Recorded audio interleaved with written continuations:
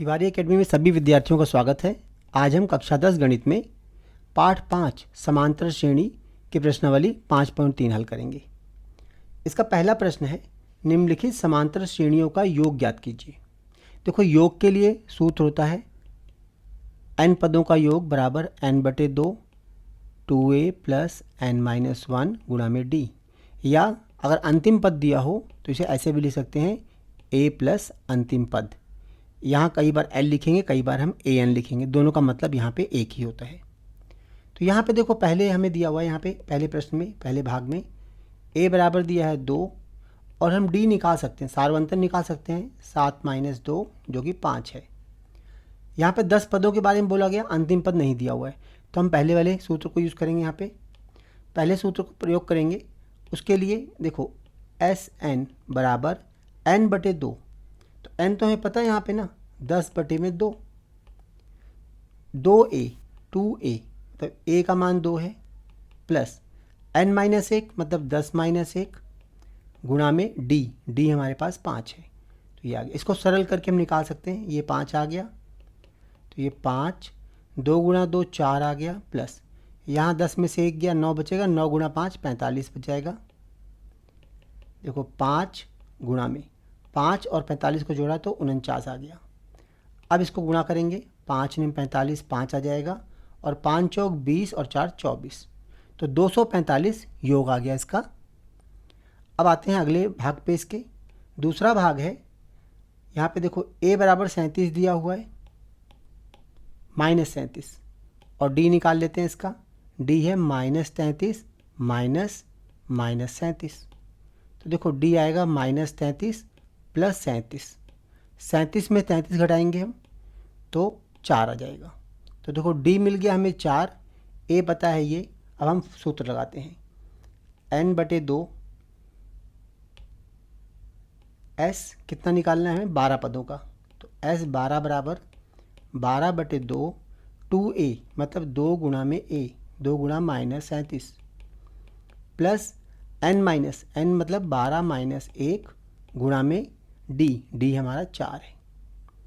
इसको हल करते हैं, 2 से 12 को काटा तो 6 आ जाएगा। यहाँ पे 6 गुणा 37 को 2 से गुणा किया, 2 × 7 = 14, 2 × 3 = 6 1 7, तो माइनस का 74 प्लस यहाँ बचेगा 11, 11 गुणा 4 11 चौक 44 आ गया।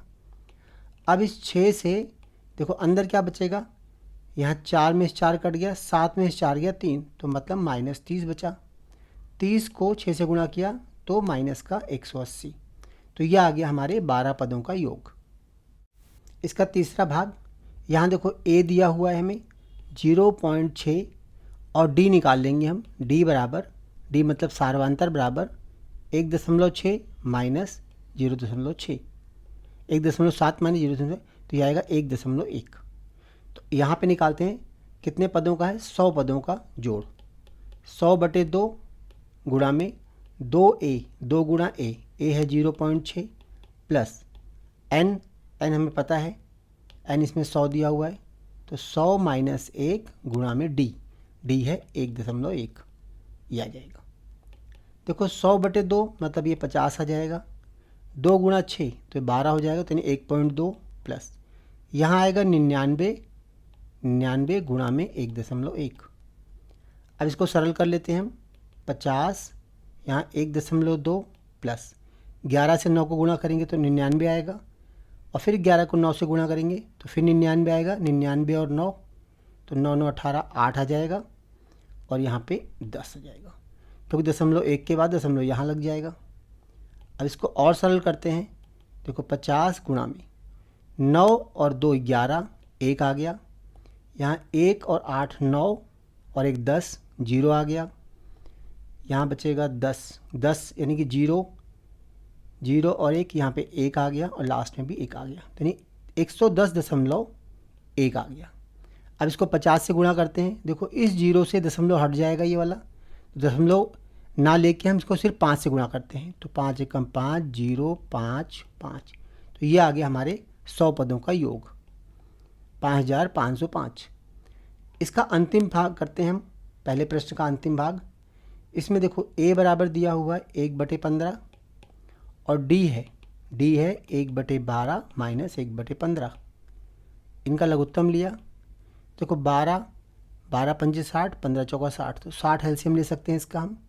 12 चौका 60, 12 पंजे 60, तो यहाँ 5 आ जाएगा, 15 चौका 60, 4 आ जाएगा। तो 1/60 जो है इसका डी आ गया। अब देखो यहाँ 11 पदों का योग निकालना है, तो 11 पदों का योग 11/2 2a, 2 गुणा में a मतलब 1/15 प्लस 11 माइनस 1 गुणा में डी, डी है हमारा 1/60। इसको सरल करके लिखते हैं, 11/2 ऐसे ही रहेगा, ये आ गया 2/15 प्लस यहाँ 10 गुणा में 1/60। देखो ये 0 0 कट जाएंगे। अब इनका भी लघुत्तम लेना पड़ेगा हमें, 11/2 15 का और 6 का लघुत्तम लेंगे, तो यहाँ फिर देखो 60 आ गया लघुत्तम। 15 चौका 60, 4 दूनी 8 आ जाएगा, और 6 दाम 60, 10 आ जाएगा यहाँ पे। तो देखो ऊपर आ जाएगा हमारे पास 11/2 और यहाँ पे आएगा 10 8 18, 18/60। तो देखो यहाँ क्या क्या कट सकता है, 2 से काटेंगे ये 9 आ जाएगा, इसे 3 से काट सकते हैं, 3 3 9 और 3 दूनी 6। तो इसके बाद सरल नहीं हो सकता, ये 11 3 33/20। तो ये योग आ गया हमारा 11 पदों का। प्रश्न 2, नीचे लिख दिए हुए योगफलों को ज्ञात कीजिए। इसका पहला भाग है, देखो योगफल के लिए कि समांतर श्रेणी में योगफल के लिए 2 सूत्रों का यूज़ करते हैं हम। पहला सूत्र ये है n/2, यहाँ 2a n-1 इंटू डी, और दूसरा है अगर हमें अंतिम पद दिया गया हो तो a प्लस एल, एल मतलब लास्ट पद, अंतिम पद, यहाँ पे ए एन भी रख सकते हैं, ए एन भी अंतिम पद होता है, एल भी अंतिम पद है। तो यहाँ पे इस सूत्र में देखो, सूत्र के हिसाब से यहाँ पे a दिया हुआ है, a है 7 और d निकाल लेते हैं, d है a2 माइनस a1, मतलब a2 कितना है 10 सही 1/2 माइनस 7। तो देखो यहाँ पे 2 धाम 20 एक 21 हो जाएगा, 21/2 माइनस 7, दोनों का लघुत्तम लिया 2 आ गया, तो यहाँ 21 माइनस 14, तो 21 माइनस 7/2 आ गया। देखो हमें d मिल गया, a मिल गया। अब निकालते हैं इसके। अब देखो हमें ये भी पता नहीं इसमें कितने पद हैं, इसका अंतिम पद पता है हमें, अंतिम पद 84 है, तो हम मान लेते हैं कि an बराबर 84 है, तो a plus n-1 into D बराबर 84 आ गया। a का मान 7 है प्लस n-1 गुणा में d, d है 7/2 बराबर 84। इस 7 को दाहिनी तरफ ले आए, घटा सकते हैं हम इसको, इसको दाहिनी तरफ ले जाएंगे और घटा देंगे, तो n-1 गुणा में 7/2 बराबर 84 में 7 घटा देंगे हम, तो ये 14 में 7 गया 7 और यहाँ बचेगा 7, इन 77 बच गया। अब यहाँ देखो ये 7/2 इससे गुणा है, उधर जाएगा तो 2/7 से गुणा हो जाएगा इससे, यानी 7 भाग में चला जाएगा, 2 गुणा में चला जाएगा, तो n-1 बराबर 77/2, 77 गुणा में 2/7, 7 से काटा 11 आ गया, 11 दूनी 22, n-1 बराबर 22, तो n बराबर 23। यहाँ ये पता लग गया कितने पद हैं इस श्रेणी के अंदर। अब देखो 23 पद है ना, हमें 23 पदों का योग निकालना है। तो देखो इसमें हम ये दूसरा वाला सूत्र का प्रयोग करते हैं क्योंकि इसमें आखिरी पद पता है हमें। तो समांतर श्रेणी में 23 पदों का योग यानी पूरी श्रेणी का योग बराबर n/2 मतलब 23/2, a प्लस एल, a हमारा क्या है 7 और l क्या है, देखो अंतिम पद कितना है 84, 84 आ गया ये, तो यहाँ पे आएगा 23/2 और यहाँ ब्रैकेट के अंदर 7 4 11, 91 आ गया।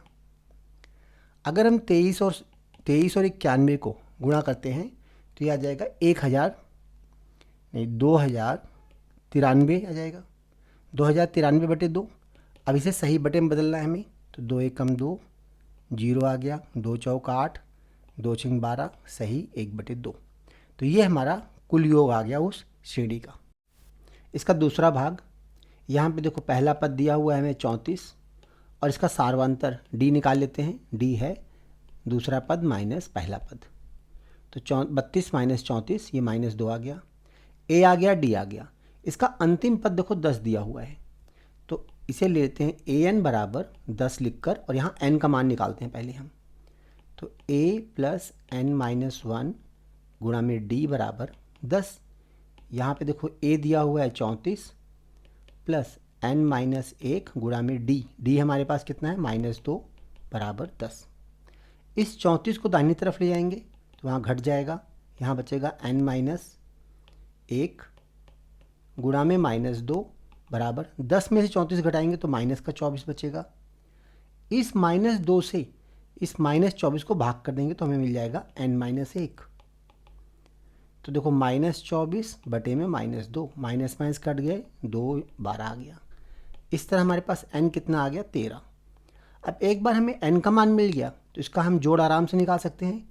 इसका योग कितना आएगा 13 पदों का योग, यानी कि इस पूरी श्रेणी का योग बराबर 13/2 पहला पद प्लस अंतिम पद, an लिखो चाहे l लिख लो यहाँ पे। तो 13/2 पहला पद हमारा कितना है 34 और अंतिम पद दिया हुआ है यहाँ 10। तो देखो 13/2 गुणा में 44, 2 से काटा ये 22 आ गया। 13 दूनी 26, 13 दूनी 26 और 1 2 28, तो 286 इसका योग आ गया।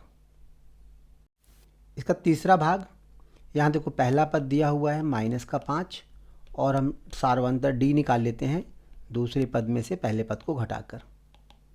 देखो ये आएगा -8 माइनस और माइनस +5 हो जाएगा। तो देखो -8 + 5 तो माइनस का 3 आ जाएगा।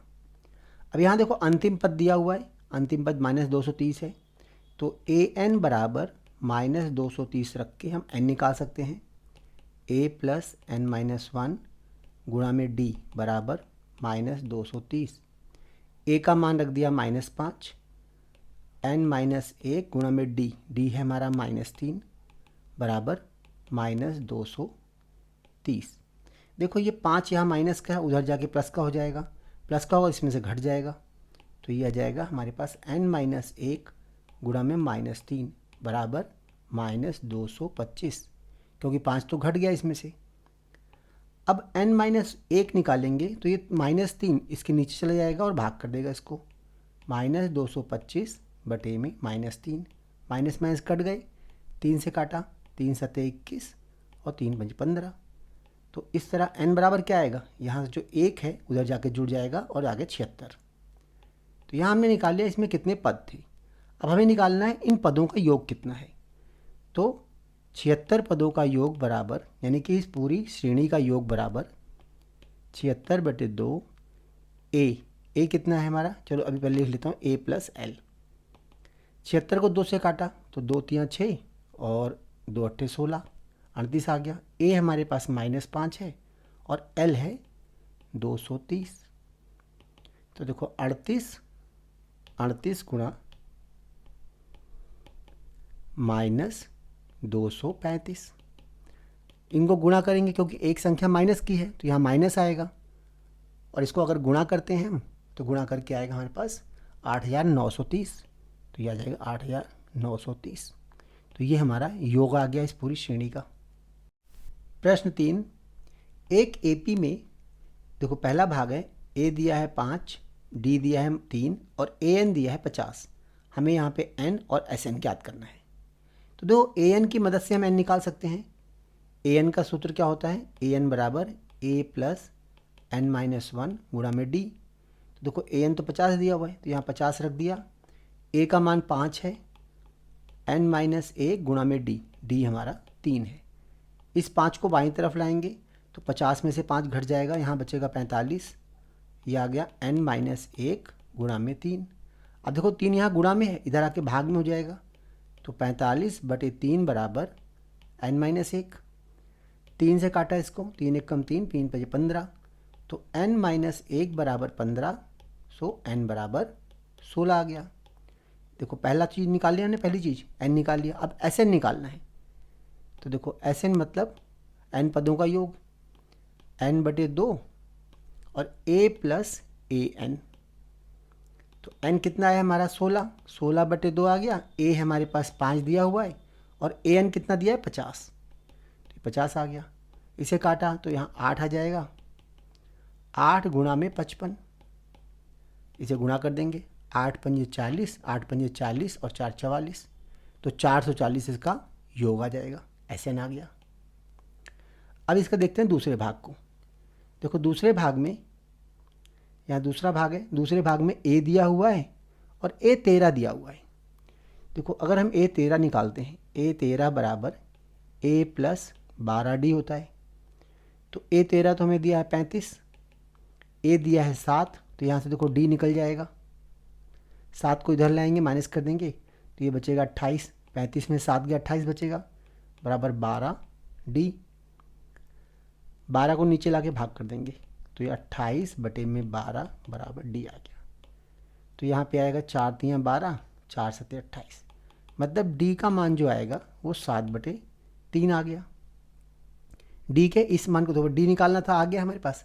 S 13 निकालना है हमें, 13 पदों का योग। तो देखो 13 पदों का योग 13 बटे 2 और यहाँ पे A प्लस L आ जाएगा। 13 बटे 2, A हम निकाल पहले दिया हुआ 7 और जो L पद है लास्ट पद यानी 13वां पद वो 35 है। तो देखो 13 बटे 2, 7 5 12 2 आ जाएगा और यहाँ 4 आ गया, 42 आ गया। 2 से काटा इसको तो 21 आ जाएगा। अब इसे गुणा कर देते हैं, 13 कम 13 3 आ गया, 13 दूनी 26 और 1 27। तो ये हमारे पास 13 पदों का योग आ गया। इसका तीसरा भाग, यहाँ देखो A 12 दिया हुआ है 37, A 12 मतलब A plus 11D, 12 minus 1 11D आ गया।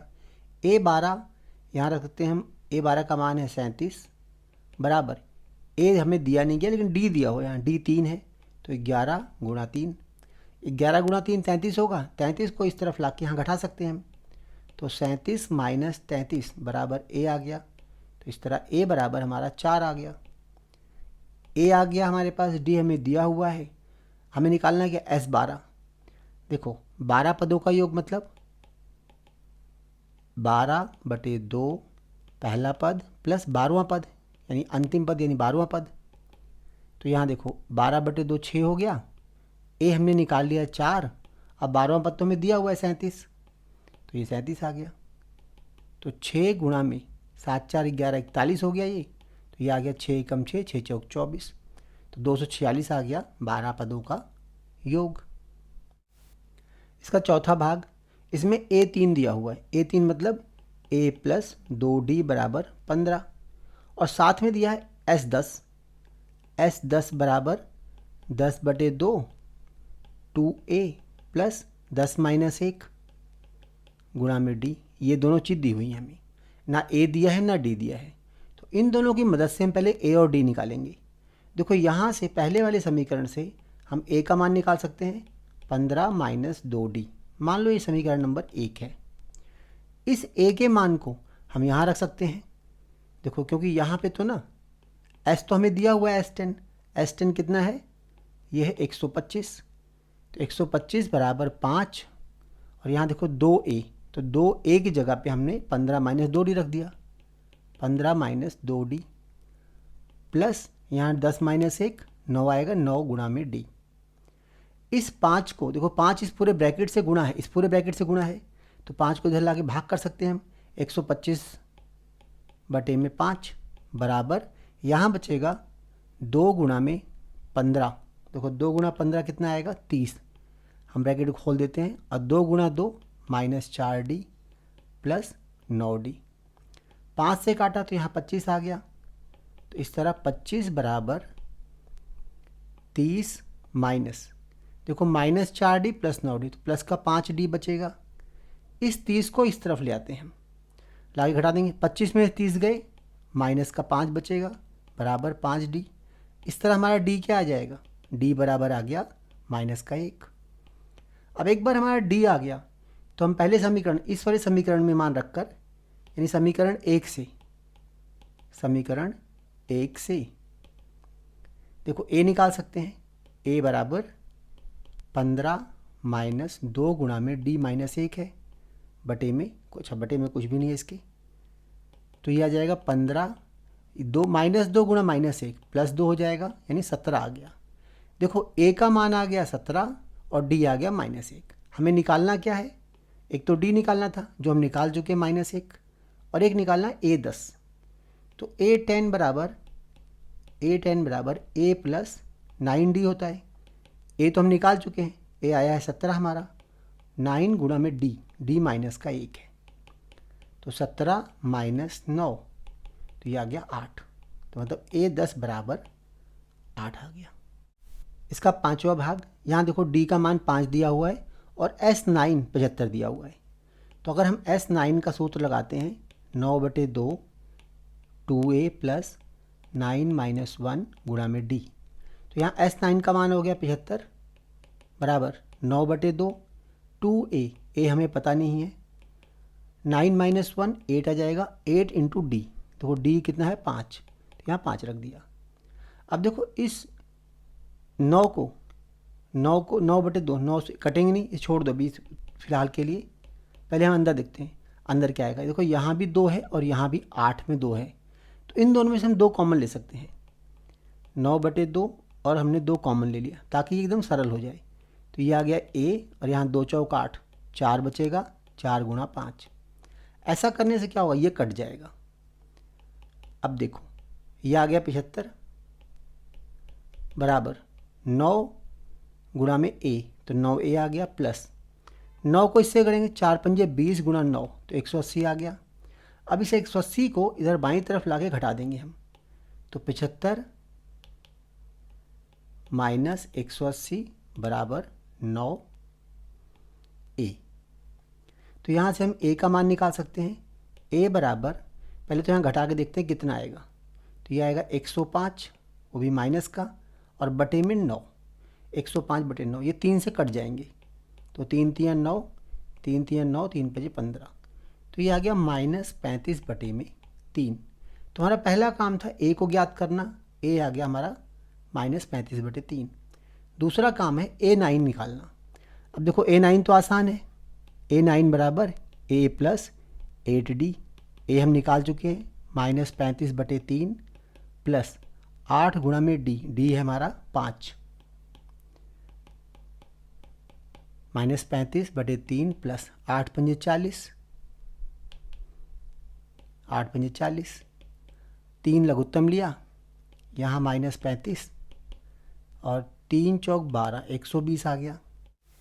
120 में से 35 को घटाते हैं, तो 35 घटाएंगे तो देखो 10 में से 5 गया 5 आ जाएगा, यहाँ बचेगा 1, 11 में से 3 गया 8 आ जाएगा, तो ये आ गया 85/3।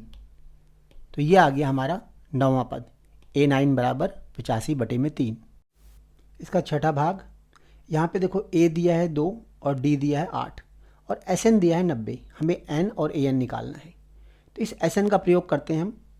SN बराबर 90 दिया हुआ है, SN का फॉर्मूला होता है N/2 2A प्लस N-1 गुणा में D बराबर 90 है। तो यहाँ देखो N तो पता नहीं हमें, लेकिन A पता है, तो 2 गुणा में A का मान 2 है, N-1 और D का मान है 8 बराबर 90। अब यहाँ देखो इसको पहले सरल करते हैं हम, N/2 यहाँ आ गया 4 प्लस 8N-8 बराबर 90। यहाँ पे देखो ये 4 है और ये माइनस का 8 है, तो माइनस का 4 बचेगा, तो N/2 यहाँ 8N-4 बराबर 90। इसमें से 2 कॉमन लेके हम काट सकते हैं, तो N/2 गुणा 2 कॉमन ले लिया हमने, तो यहाँ आ जाएगा 8 के बजाय 4 आ जाएगा, 4N-2 बराबर 90। ये 2 से 2 कट गया। अब ब्रैकेट खोलते हैं अगर हम, तो ये आएगा 4N का वर्ग माइनस 2N माइनस 90 बराबर 0। सभी संख्याएं देखो यहाँ पे सभी पद 2 से कट रहे हैं, तो फिर 2 से काट देते हैं हम। 2 से भाग करेंगे तो क्या आएगा, 2N² माइनस N माइनस 45 बराबर 0। अब ये एक द्विघात समीकरण आ गई है। इस द्विघात समीकरण में देखो 2 को 45 से गुणा करेंगे तो 90 आएगा। हमें ऐसी 2 संख्याएं लेनी है जिनका गुणनफल तो 90 आए, लेकिन देखो लास्ट में यहाँ माइनस आ रहा है ना, तो घटाने पे 1 आए, उनका अंतर 1 आना चाहिए। तो देखो 10 और 9 का गुणा 90 आता है, इनका अंतर 1 आता है। तो ये आएगा 2n² minus 10n plus 9n plus 45। इसका गुणनखंड कर देंगे हम।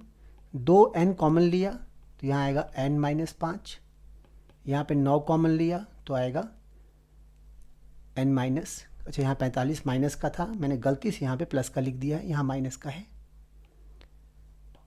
यहाँ पे आ गया 5 बराबर 0। तो n माइनस 5 को ले लिया हमने कॉमन, तो ये आ गया 2n प्लस 9 बराबर 0। तो देखो n माइनस 5 बराबर 0 या फिर 2n प्लस 9 बराबर 0। तो हम लिखेंगे यहाँ पे आएगा n बराबर 5, और या फिर यहाँ पे अगर n निकालते हैं तो कितना आएगा, देखो n बराबर -9/2। तो ये हम लिखेंगे, ये रिजेक्ट हो जाएगा क्योंकि n पूर्णांक होना चाहिए, क्योंकि n तो पदों की संख्या है, इसलिए n बराबर 5 आ गया। अब एक बार हमें n पता लग गया तो देखो an तो हम निकाल सकते हैं, मतलब a5 निकालना है ना हमें, तो an मतलब a5, तो a प्लस 4d। a हमें पता ही है 2 है, 4 गुणा में d कितना है 8, तो 2 प्लस 8 चौक 32, 32 और 2 34। तो यह आ गया हमारा an बोल दो या तो a5 बोल दो। इसका 7वां भाग, इसमें a8 दिया हुआ है, an बराबर 62 और sn बराबर 210। देखो an और sn का सूत्र होता है कि sn बराबर n/2 a प्लस an या a प्लस l। तो देखो यहाँ पे हमारे पास an भी पता है, a भी पता है और sn भी पता है, तो यहाँ से n निकाल सकते हैं हम। इसमें मान रखते हैं, sn का मान 210 है, n/2, a का मान है 8 और an का मान है 62। देखो यहाँ से हम इस 2 को पहले 2 से यहाँ पे 2 कॉमन लेके पहले 2 को काट देते हैं। इन दोनों में से 2 कॉमन लिया तो देखो 2 कॉमन आ जाएगा, यहाँ बचेगा 4 प्लस 62 का 31 हो जाएगा। ऐसा करने से थोड़ी इक्वेशन आसान हो जाती हैं। 210 आ गया। अब 210 बराबर n गुणा में, देखो 4 और 31 कितना हो गया 35। अब इस पूरे 35 को नीचे लाके हम भाग कर सकते हैं और हमें n मिल जाएगा। तो 210 बटे में 35 बराबर n। 7 से काटा, 7 में 35, 7 तियाँ 21 और 5 30। तो इस तरह n बराबर कितना आ गया 6। तो देखो एक उत्तर तो मिल गया हमें कि n निकालना था, n बराबर 6 आ गया। दूसरा हमें ज्ञात करना है d।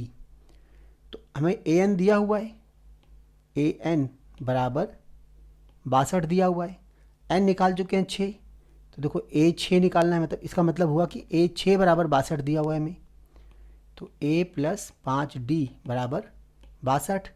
a पता है हमें, 8 रख देंगे, 5d बराबर 62 आ गया।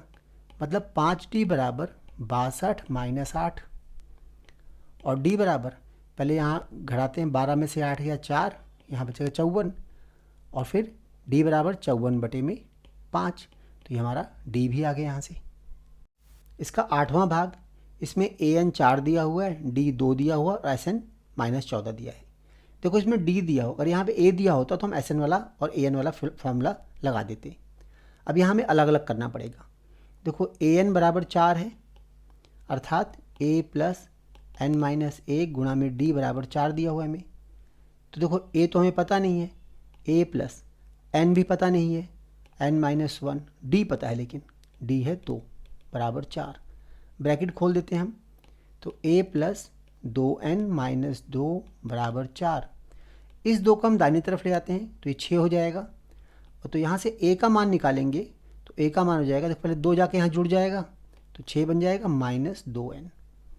ये समीकरण नंबर 1 आ गई हमारी। यहाँ से हमने a का मान n के रूप में निकाल लिया। अब आते हैं हम Sn पे अपने। देखो Sn बराबर हमें दिया हुआ है -14। Sn होता है n/2 2a plus n minus 1 गुणा में d बराबर -14। तो यहाँ देखो n/2, यहाँ a तो पता नहीं हमें, प्लस n माइनस 1 गुणा में d हमें दिया है 2 बराबर -14। देखो पहले समीकरण में से, मतलब पहले पद में से, इसमें से और इसमें 2 निकाल के हम इससे काट सकते हैं 2 को। अगर 2 हम काट देंगे तो क्या बचेगा, n, यहाँ बचेगा a प्लस n-1 बराबर -14। अब जो हमने मान समीकरण 1 में निकाला था उस a के मान को यहाँ रख देते हैं। उस मान को रखेंगे, देखो क्या आएगा, बाहर तो n है और अंदर आएगा a का मान रखा हमने 6 - 2n, तो 6 - 2n और साथ में ये n-1 था प्लस n-1 बराबर -14। इसको सरल करते हैं, n, देखो ये माइनस का 2n और ये प्लस का 1n, तो माइनस का n बचेगा और यहाँ 6 है, यहाँ माइनस का 1 है, तो प्लस का 5 बराबर माइनस का, ये बराबर -14 से अच्छा है कि इसको भी हम बाईं तरफ ही ले आते हैं, यहाँ +14 बराबर 0, अब ज़्यादा अच्छा हो जाएगा। अब ब्रैकेट खोलते हैं हम, देखो n को -n से गुणा किया तो -n का वर्ग प्लस 5 को n से गुणा किया तो 5n प्लस 14 बराबर 0। क्योंकि n² यहाँ देखो ऋणात्मक है, सबके निशान बदल देते हैं हम, तो ये आ गया n² -5n -14 बराबर 0। अब ऐसी 2 संख्याएं लेनी है जिनका गुणनफल तो 14 हो लेकिन उनका अंतर 5 हो, क्योंकि देखो यहाँ माइनस है तो अंतर 5 होना चाहिए। तो देखो ऐसी संख्या हमारे 7 और 2 हैं, 7 में से 2 गया 5, 7 दूनी 14, तो यहाँ पे लिख सकते हैं हम n-7 गुणा में n + 2 बराबर 0। जब यहाँ पे कोई भी गुणांक ना हो तो जो हम जिनमें गुणनखंड करते हैं वही नंबर हम डायरेक्ट गुणनखंड में लिख सकते हैं। इससे हमें मिल जाएगा n बराबर 7 या n बराबर -2। तो देखो -2 तो पॉसिबल नहीं है क्योंकि n तो पूर्णांक होना चाहिए, n पद है, तो n बराबर 7 आ गया। अब देखो n का मान आ गया हमारे पास, अब हमें निकालना क्या था, n और a, तो a हम निकाल सकते हैं समीकरण 1 से। समीकरण 1 से हम डायरेक्ट n का मान आते ही a निकाल लेंगे, तो समीकरण 1 से a बराबर 6 - 2n, 2 गुणा में 7, तो 6 - 14 मतलब -8। इसका 9वां भाग, यहाँ पे a बराबर 3 दिया हुआ है और n बराबर 8 और साथ में s बराबर 192, s का मतलब है यहाँ पे Sn दिया हुआ है, Sn बराबर 192। तो देखो Sn, n कितना है हमारा 8, तो S8 बराबर 192 दिया हुआ है हमें। अगर हम S8 का सूत्र लगाते हैं तो देखो 8/2 मतलब 8/2, यहाँ पे 2a प्लस 8 - 1 गुणा में d बराबर 192। देखो इसमें a पता है हमें, सिर्फ d नहीं पता, तो d डायरेक्ट निकल जाएगा यहाँ से, 2 से काटा यहाँ 4 आ गया। देखो ये 4 जो है इस पूरे ब्रैकेट से गुणा है, अगर इस 4 को दाहिनी तरफ ले जाएं हम तो वहाँ पे 192 के नीचे आ जाएगा ये, तो यहाँ बचेगा 2a, a कितना है 3 प्लस 8 में से 1 गया 7, d बराबर 192/4, 4 से भाग कर देते हैं हम इसको, तो 4 चौक 16, यहाँ बचेगा 3, 4 8 32। अब देखो यहाँ आ गया 6 + 7d बराबर 48, इस 6 को भी इधर लाके घटा देते हैं हम, तो 7d बराबर 42 और d बराबर 42/7, 7 × 42, तो इस तरह हमारे d निकालना था, d बराबर 6 आ गया। भाग नंबर 10, ये प्रश्न 3 का आखिरी भाग है। इसमें l दिया है, l मतलब अंतिम पद दिया है, और s दिया है सम ऑफ n टर्म मतलब n पदों का योग, और कुल पद 9 है मतलब n हमें 9 दिया हुआ है, a निकालना है। तो अगर हम n पदों का योग सूत्र लगाते हैं, देखो n/2 a प्लस l होता है अंतिम पद। यहाँ सब कुछ दिया है a के अलावा, देखो Sn हमें पता है, Sn है 144 बराबर n दिया हुआ है 9 पद हैं तो 9 आ गया, 9/2। a हमें पता नहीं है, ज्ञात करना है, और l है 28। तो देखो इस तरह से इस 2 को हम लाएंगे यहाँ पे गुणा कर देंगे, 144 गुणा में 2, और साथ में 9 को नीचे लाएंगे, भाग हो जाएगा ये, तो ये बचेगा a प्लस 28। 9 से भाग किया तो देखो 9 × 9 और 9 × 6 = 54, तो ये आ गया 32 ये आ गया, और यहाँ से जो 28 को इस तरफ ले आते हैं हम, तो ये बराबर a आ गया, मतलब 32 में से 28 गया तो ये आ गया 4, तो a बराबर 4 और हमें a ही ज्ञात करना था इसमें। क्वेश्चन नंबर 4, 636 योग प्राप्त करने के लिए AP 9, 17, 25 के कितने पद लेने चाहिए। यहाँ हमें पदों का योग दिया हुआ है 636, प्रथम पद 9 दिया हुआ है और सार्वंतर D हम प्राप्त कर सकते हैं 17 में से 9 घटाकर, मतलब 8 आ जाएगा। तो यहाँ देखो हमें n निकालना है, यानी कितने पदों का योग, क्योंकि Sn बराबर हमें दिया है 636 दिया हुआ है। Sn बराबर होता है n/2 2a प्लस n-1 गुणा में d, ये बराबर 636 है। देखो यहाँ पे n के अलावा बाकी सब मान हमें दिए हुए हैं, n को छोड़ देते हैं ऐसे ही हम।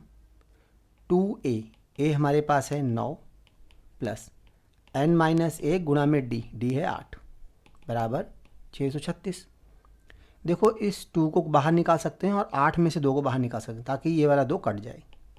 तो n/2 गुणा में 2, हमने 2 बाहर निकाल लिया, यहाँ बचेगा 9 प्लस n-1 गुणा में 4, क्योंकि 8 था 2 कॉमन ले लिया हमने यहाँ से, ये बचा 636।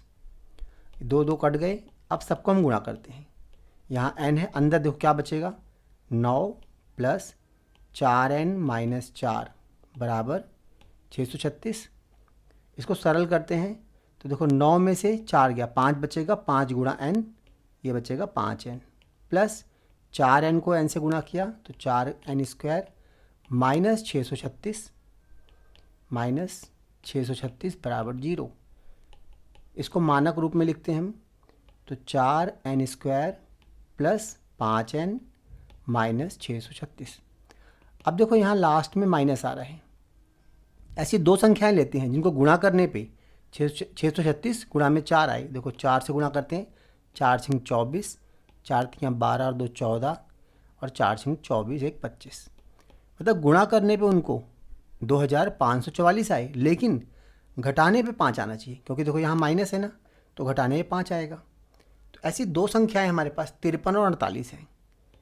53 और 48 को अगर हम गुणा करें तो आएगा 2544, लेकिन अगर इनको घटाएं हम तो घटाने पे देखो 5 आएगा। तो हमारी अब समीकरण बन जाएगी, ये हो जाएगी 4n² plus 53n minus 48n minus 636 बराबर 0। अब देखो 53 में से 48 घटाओ 5 ही आएगा। ये हम इसको रिवर्स चेक भी कर सकते हैं। पहले दोनों में कॉमन लिया, देखो 4 तो कॉमन आ नहीं सकता क्योंकि 4 से ये 53 कटेगा नहीं, तो n कॉमन लिया, यहाँ बचेगा 4n प्लस 53 माइनस, इसमें देखो क्या कॉमन ले सकते हैं 16, यानी 12 कॉमन ले सकते हैं। 12 से ये कट जाएगा, ये भी कट जाएगा, तो 12 कॉमन लिया, यहाँ बचेगा 12 × 4 = 48 n, क्योंकि माइनस कॉमन लिया है तो अंदर माइनस जगह यहाँ पे प्लस हो जाएगा, और 12 × 5 = 60, 12 × 3 = 36, ये आ जाएगा बराबर 0। अब दोनों में देखो 4n प्लस 53 कॉमन आ गया ना, 4n प्लस 53 कॉमन ले लिया, यहाँ बचेगा n माइनस 12 बराबर 0। अब इनके 2 गुणनखंड आ गए, इनका गुणनफल 0 है, तो इनमें से कम एक गुणनखंड 0 होगा, तो 4n प्लस 53 बराबर 0 या फिर n माइनस 12 बराबर 0। n देखो -53/4 के बराबर नहीं हो सकता, कारण क्योंकि n एक पूर्णांक होना चाहिए। n देखो हमारा कोई पद है, यहाँ पे निकालना ना कितने पदों का, तो पद की संख्या है तो एक पूर्णांक होना चाहिए, और इस तरह भिन्न में नहीं हो सकता, ना ही ऋणात्मक हो सकता है, इसलिए n बराबर 12। तो हमें निकालना क्या था, कितने पदों का योग 636 होगा, तो यहाँ पे 12 पदों को लेने पे उसका योग 636 आएगा। प्रश्न 5, किसी AP का प्रथम पद 5 है और अंतिम पद 45 और इस AP का योग 400 है, पदों की संख्या और सार्वंतर ज्ञात कीजिए। देखो योग के लिए सूत्र होता है Sn बराबर n/2 a प्लस an या a प्लस l प्रयोग करते हैं अगर हमें अंतिम पद दिया हो। देखो यहाँ अंतिम पद 45 दिया हुआ है, तो हम इस पर कोई प्रयोग करके यहाँ से हम n निकाल सकते हैं, क्योंकि देखो Sn भी पता है, an भी पता है और a भी पता है। Sn हमारे पास दिया है योग, मतलब 400 बराबर n/2 a प्रथम पद है अर्थात 5 है, और an 45 है, ये 45। तो इस तरह 400 बराबर n/2, 5 और 45 मिलके 50 हो जाएंगे, और इस 50 को इस 2 से काट सकते हैं तो 25 आ जाएगा। अब यहाँ देखो दाहिनी तरफ n गुणा में 25 है और बाईं तरफ है 400। इस 25 से हम 400 को भाग देके n निकाल सकते हैं, तो n बराबर 400/25। 5 से काटा, 5 पंजे 25, यहाँ 5 अट्ठे 40, 0 आ गया। फिर 5 से काट दो, 5 एकम 5, 5 एकम 5, 5 अंक 30, अर्थात n बराबर 16। तो पदों की संख्या आ गई 16। हमें यहाँ पदों की संख्या ज्ञात करनी, 16 आ गई। साथ में निकालना है सारवंतर। देखो nवां पद हमें दिया हुआ है 45 है, तो nवां पद का सूत्र लगाते हैं यहाँ पे हम। an बराबर 45 दिया हुआ है, an क्या होता है a प्लस n-1 गुणा में d बराबर 45 है। a 5 दिया हुआ है प्लस n निकाल चुके हैं 16, 16 में से 1 गया गुणा में d भी पता है हमें यहाँ पे। अच्छा हमें d तो निकालना है अभी, सारवंतर बराबर 45।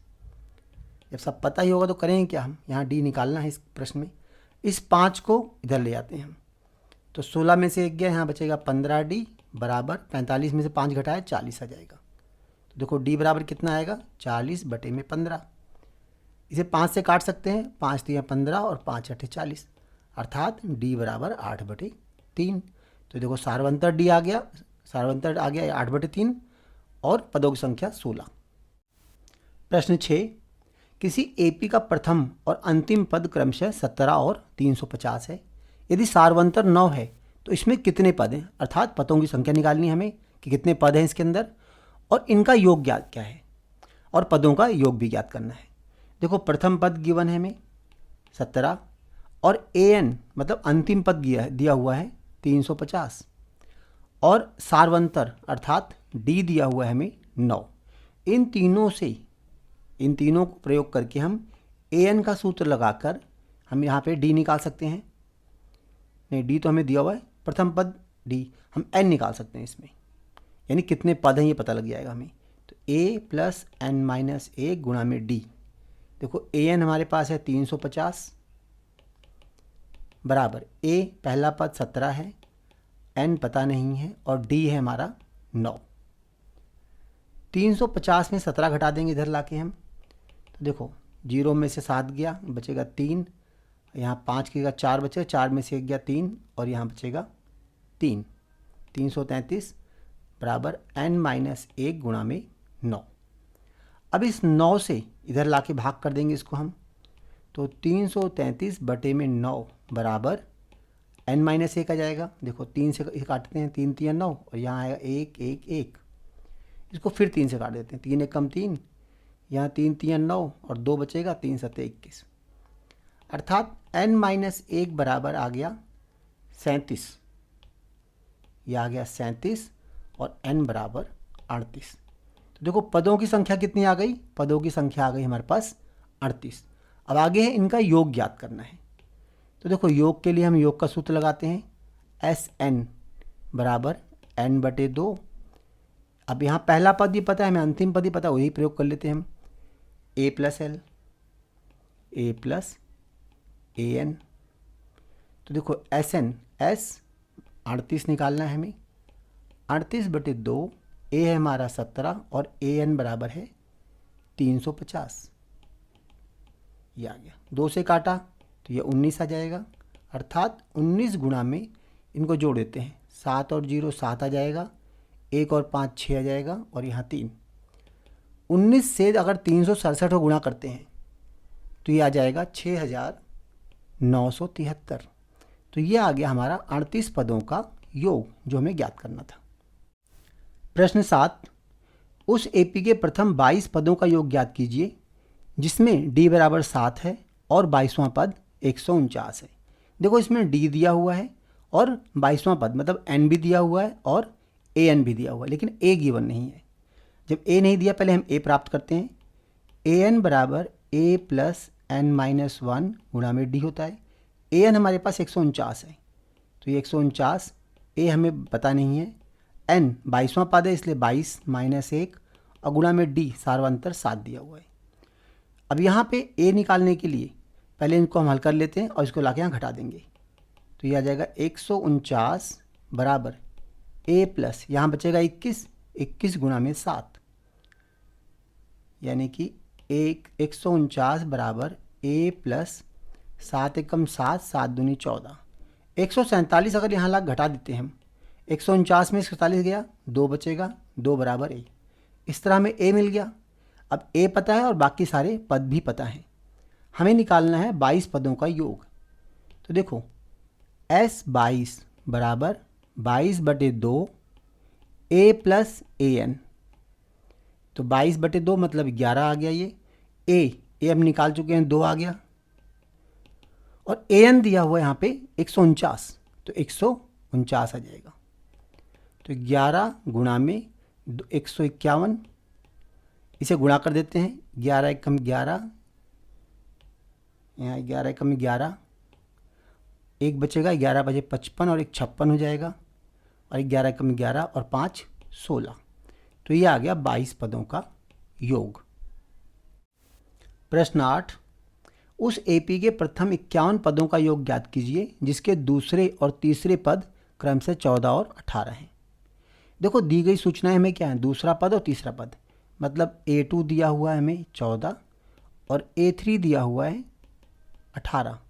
तो जो सार्वंतर होता है, लगातार 2 पदों को घटा के निकालते हैं हम, तो यहाँ A3 माइनस A2 से डायरेक्ट निकल जाएगा, मतलब 18 माइनस 14, तो यहाँ सार्वंतर आ गया 4। अब इन्हीं दोनों में से किसी एक को प्रयोग करके हम यहाँ से A निकाल सकते हैं। जैसे मान लो इसको प्रयोग करते हैं हम, A2 मतलब A2 बराबर क्या होगा, A प्लस D, ये 14 है। A2 मतलब दूसरा पद, पहला पद तो A होता है, उसमें D जोड़ दो, दूसरा पद आ जाएगा। तो A प्लस D बराबर 14 दिया हुआ है, जिसमें हमें D का मान पता है 4 है। तो देखो A प्लस 4 बराबर 14, अर्थात A बराबर आ गया 14 माइनस 4, ये आ गया 10। तो इस तरह हमारे पास A का मान आ गया और D का मान आ गया। A और D का मान पता है हमें, यहाँ दिया 51 पदों का योग ज्ञात करना है, मतलब N भी पता है हमें। तो हम सिर्फ सूत्र लगाएंगे, S51 मतलब 51 पदों का योग बराबर 51/2 2A प्लस 51 माइनस 1 गुणा में D। 51/2 ये तो कटेगा नहीं, छोड़ दो इसको ऐसे ही। 2A, A हमारा कितना है 10, यहाँ 10 रख दिया, प्लस 51 में से 1 गया 50 गुणा में D, D हमारा 4 है। यहाँ से देखो 2 यहाँ से कॉमन लो, 2 यहाँ से कॉमन लो, इससे क्या होगा, ये 2 कट जाएगा। 51/2 गुणा में 2, तो यहाँ बचेगा 10 प्लस 50 गुणा में 2। अब ये 2 कट गए, 51 गुणा में, देखो यहाँ 50 दूनी 100 हो जाएगा, और ये 10 जोड़ दो तो 110 हो जाएगा। अब इसे गुणा कर लेते हैं, ये 0 आ जाएगा। 11 से 1 को गुणा किया, 11 कम 11, 11 बजे 55 और 1 56। तो ये हमारा 51 पदों का योग आ गया। प्रश्न 9, यदि किसी एपी के प्रथम 7 पदों का योग 49 है और प्रथम 17 पदों का योग 289 है, तो इसके प्रथम n पदों का योग ज्ञात कीजिए। देखो n पदों का योग ज्ञात करने के लिए हमें इसके प्रथम पद और सार्वंतर को ज्ञात करना पड़ेगा, क्योंकि n तो n ही रहेगा यहाँ पे, लेकिन प्रथम पद और हमें सार्वंतर पता होने चाहिए। हम देखो पहली जो इसमें इन्फॉर्मेशन दी हुई है, 7 पदों का योग 49 है, अर्थात S7 बराबर 49 है। S7 क्या होगा, 7/2 2A प्लस 7 माइनस 1 गुणा में D। S7 हमारे पास दिया 49 है, बराबर यहाँ देखो 7/2 गुणा में 2A प्लस 6D। यहाँ से देखो 2 ये और यहाँ से भी 2 बाहर निकाल सकते हैं, और 2 कट जाएगा, तो यहाँ आ जाएगा 49 बराबर 7/2 गुणा में 2, यहाँ A प्लस 3D। 2 कट गए, क्योंकि देखो ये 7 जो है, ये 7 तो यहाँ पे गुणा में है, अगर इसको इधर लाएंगे तो बटे में आ जाएगा यहाँ पे। तो यहाँ पे आ जाएगा हमारे पास 49/7 बराबर A प्लस 3D। 7 7 49 हो गया। तो यहाँ से हमारे पास मिल गया। यहाँ से देखो हम A का मान भी निकाल सकते हैं, A का मान D के पदों में, इस 3D को इधर ले आते हैं हम, तो A बराबर आएगा 7 माइनस 3D। इस तरह हमने यहाँ से A का मान निकाल लिया। अब इस A के मान को अगले समीकरण में रख देंगे हम। अगला में दिया हुआ है 17 पदों का योग 289 है, यानी S17 बराबर 289। एस 17 होता है हमारे पास 17/2 2a प्लस 17 माइनस ए गुणा में डी बराबर 289 आ गया। ये आ गया 17/2 2a प्लस 16d बराबर 289। अब यहाँ से भी देखो 2 यहाँ है और 16 में से 2 निकाल लेते हैं बाहर हम, और इस 17 को ले जाते हैं दाहिनी तरफ हम। तो यहाँ बचेगा 1/2 और जो हमने कॉमन निकाला है वो 2 बाहर आ गया। यहाँ बचेगा देखो a प्लस 8d और 289/17, क्योंकि देखो इस 17 को तो हम यहाँ भाग में ले आए ना इसके नीचे, तो यहाँ नीचे आ गया भाग में, 2 से 2 कट गया। अब यहाँ बचेगा a प्लस 8d बराबर 17 गुणा 17 289 होता है, 17 ही आ जाएगा। तो ये आ गया 17। अब a का मान तो हम निकाल चुके हैं ना, 7 माइनस 3d यहाँ ला के रख देते हैं हम। तो ये 7 माइनस 3d प्लस 8d बराबर 17। इससे देखो क्या मिलेगा, हम इस 7 को तो इधर ले आके घटा देंगे हम, माइनस का 3d और प्लस का 8d, 8 में से 3 गया 5 बचेगा, 5d बराबर 17 में 7 गया 10, अर्थात d बराबर आ गया 2, 10/5 मतलब 2 आ गया। अब d का मान आने के बाद हम a का मान निकाल सकते हैं इस समीकरण से। देखो यहाँ a बराबर कितना होगा, 7 माइनस 3 गुणा में d, 7 माइनस 6 अर्थात 1। तो a आ गया, d आ गया। अब हमें निकालना क्या है, n पदों का योग।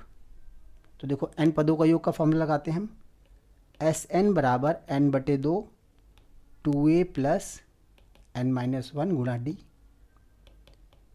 n/2 ऐसे रखते हैं हम, 2a, a तो 1 है, प्लस n-1 गुणा d, d है 2। इस दो को बाहर निकाल सकते हैं काटने के लिए, दोनों को 2 कॉमन लेकर बाहर निकाला, यहाँ बचेगा 1 प्लस n-1, 2 कट गए, यहाँ बचा n, और देखो 1 से 1 ये घट जाएगा तो बचेगा n गुणा n स्क्वायर।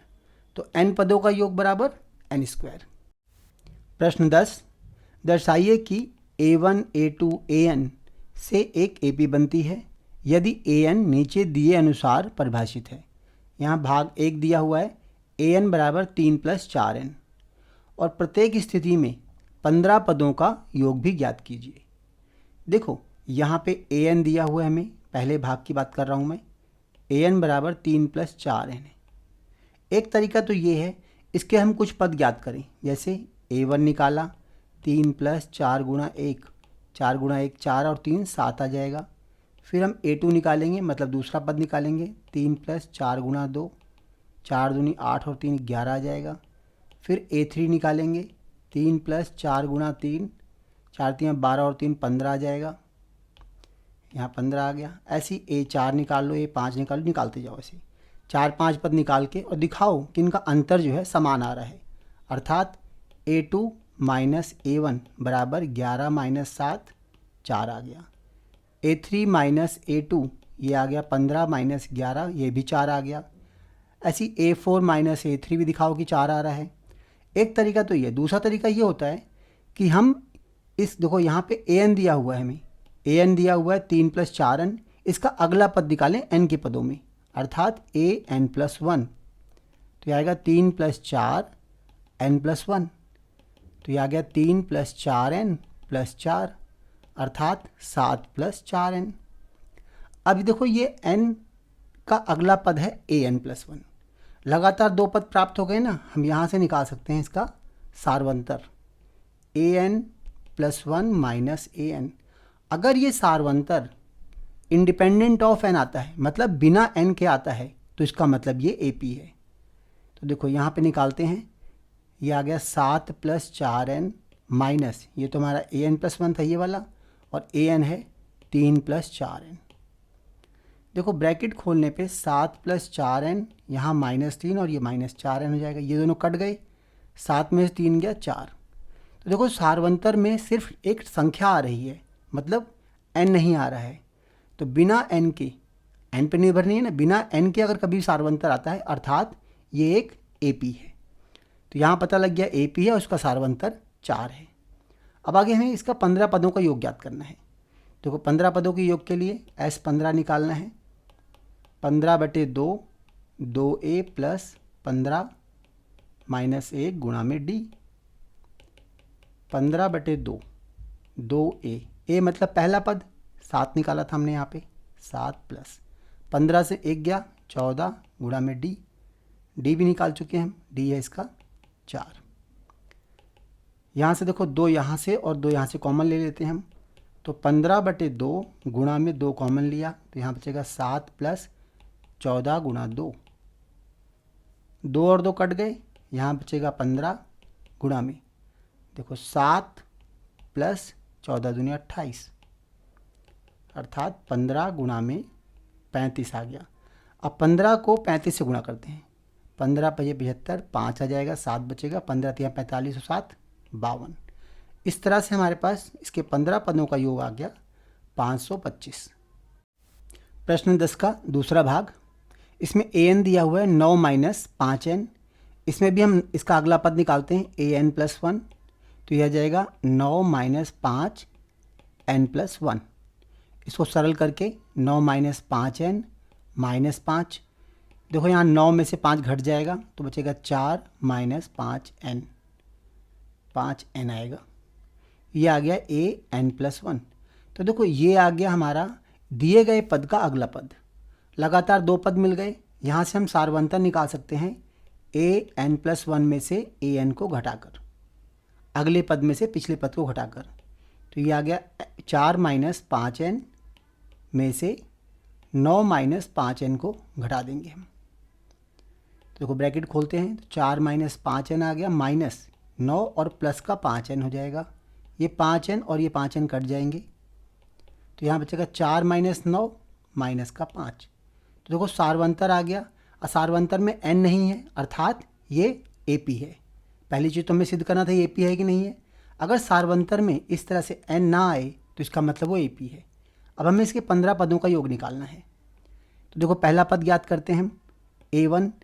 इस दिए गए समीकरण में n का मान 1 रखते हैं, तो 9 माइनस 5 गुणा में 1, 9 माइनस 5 अर्थात 4। तो देखो A आ गया हमारे पास 4। अब निकालते हैं हम 15 पदों का योग। S 15 बराबर 15/2 2A plus n minus n 15 है हमारा, तो 15 माइनस 1 गुणा में D। ये आ गया 15/2 2 गुणा में A कितना है 4 प्लस 14 गुणा में D है -5। अब देखो यहाँ से कॉमन ले लेते हैं हम, 15/2 है गुणा में, यहाँ देखो 2 कॉमन लिया, यहाँ से 14 में से 2 कॉमन लिया, 2 बाहर आ गया, अंदर बचेगा 4, क्योंकि 14 में से 2 कॉमन लिया तो यहाँ बचेगा 7 गुणा में -5। 2 और 2 कट गए, यहाँ बचा 15 और अंदर ब्रैकेट को हम सरल कर लेते हैं, 4 माइनस 7 × 35 ये आ जाएगा। तो 15 गुणा में माइनस का 31 आ गया। इस तरह हमारा जो जोड़ आया है, योग आया है, वो माइनस का आएगा, क्योंकि देखो गुणा में एक संख्या माइनस की आ गई, 15 एकम 15 और 15 × 45 और 1 46। तो ये आ गया हमारे 15 पदों का योग, माइनस का 465। प्रश्न 11, यदि किसी AP के प्रथम n पदों का योग 4n माइनस n² है तो इसका प्रथम पद अर्थात A1 क्या है, प्रथम 2 पदों का योग क्या है, दूसरा पद क्या है, इसी प्रकार तीसरा पद, 10वां पद और nवें पद का मान ज्ञात करना है हमें। देखो यहाँ पे n पदों का योग दिया है हमें 4n माइनस n²। अगर हमें प्रथम पद निकालना है, देखो कोई भी AP होती है, AP कुछ इस तरह होती है, पहला पद, दूसरा पद, तीसरा पद, चौथा पद, ऐसे होता है AP। अगर हम यहाँ पे n का मान 1 रख दें तो इसका अर्थ क्या हुआ, एक पद का योग, और एक पद का योग क्या होगा, सिर्फ पहला पद। एक पद का योग मतलब सिर्फ पहले पद का योग, यानी सिर्फ पहला पद। तो n का मान 1 रखने पे यह आ जाएगा 4 माइनस 1 अर्थात 3। तो जो पहले पद का योग है वही हमारा पहला पद है, मतलब A है, A बराबर 3 आ गया। तो यहाँ बोला गया प्रथम पद, तो प्रथम पद कितना आ गया 3।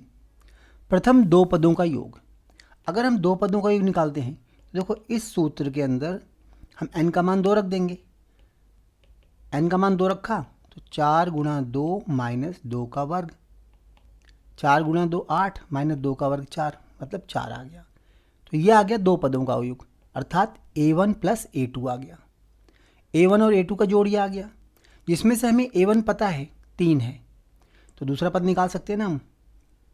दूसरा पद मतलब देखो a1 प्लस a2, दो पदों का योग दिया है हमें 4, जिसमें से a1 हम पहले निकाल चुके हैं, a1 अर्थात a वो 3 है, तो 3 प्लस a2 बराबर 4 है।